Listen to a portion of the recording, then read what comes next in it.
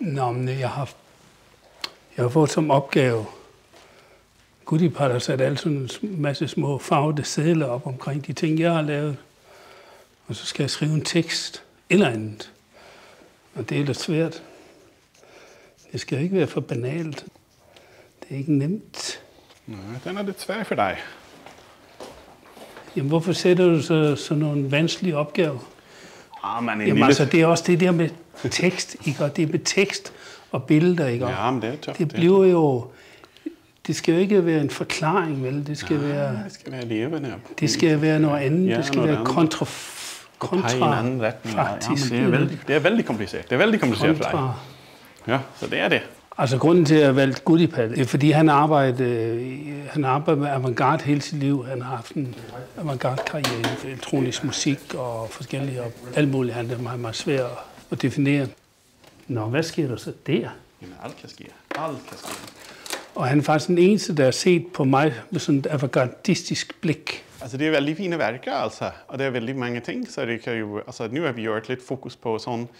The indie rock, Ole Vik på en måde. Som du ser, så er det sådan den følsomme Ole, der med blomster og personer i naturen og sådan ting. Men også det er sådan med akvarel og med papirsklip og liten skulptur og sådan følsomme ting med døden og sådan. Mange folk har glemt lidt håndværket i Oles virke også. For det er også en veldig stor materialforståelse, som er helt klassisk kunstopfattelse, som ikke har noget med... Altså, nu hørte jeg sige alt det provo-halløj der.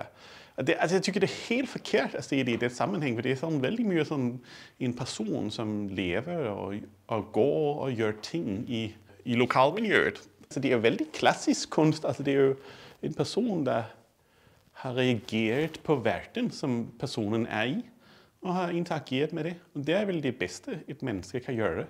Især om du vil gøre noget kunst. Altså, jeg tror ikke, det er sådan på nogen måde, at det er specielt eller anderledes end andre værker. Eller om vi tager et tilfældigt rum næste år, så er det her jo også bare, men det er jo også i dialog med omverdenen. Der er en person med to små personer og en bold. Der er en morfigur, der ligesom passer på og sådan. Og det samme, altså du kan jo finde præcis, at det er mange af de samme motiver her. Her har vi en interspecies morfigur, kanskje.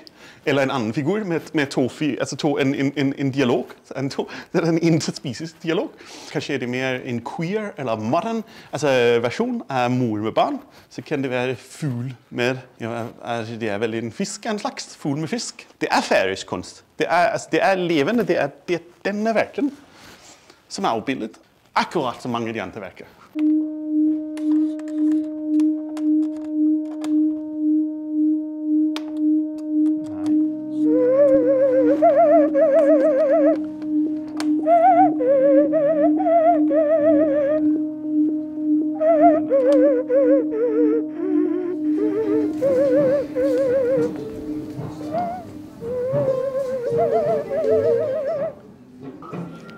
Først indtryk jeg fik var som kaos. Jeg var som indledt i en kaotisk og kreativ og klokan heim eisne. Det er noe helt annet enn jeg ser fra Åla. Men det skal da jo eisen være til det retrospektivt. Så er det jo et urval av en livsverste.